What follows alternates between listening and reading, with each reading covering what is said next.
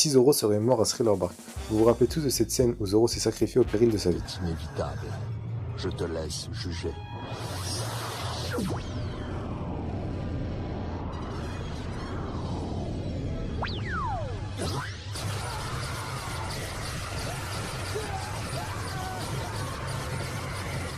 Et si Zoro serait mort à ce moment-là? Changeons d'histoire. Dark Thriller Bark a été un arc très apprécié de la communauté grâce à plusieurs points comme la transformation de Luffy ou bien la scène mythique de Zoro.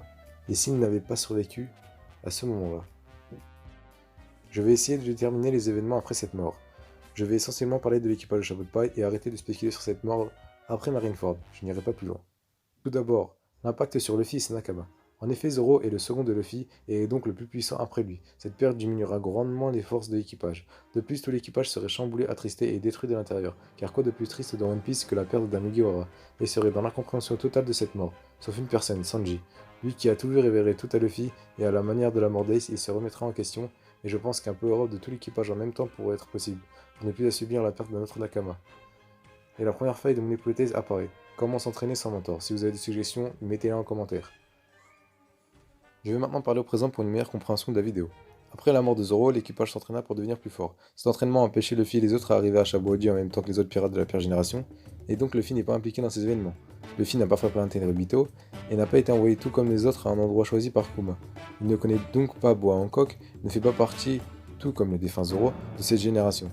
Mais qu'est-il arrivé à Luffy, Chopper, Sanji, Nami, Robin, Franky, Usopp et Brook dans ce cas-là? L'équipage de Chapeau de Paille arrive après tous les incidents des pirates de la Pire Génération sur l'archipel Shabondi, et Luffy apprend la future exécution de Ace sur celle-ci.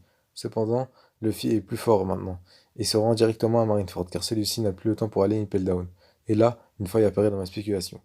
Car sans Hancock, comment arriverait-il à Impel Down, puis Marineford? Désolé, je n'ai pas trouvé de solution. Si vous en avez une, dites-le en commentaire.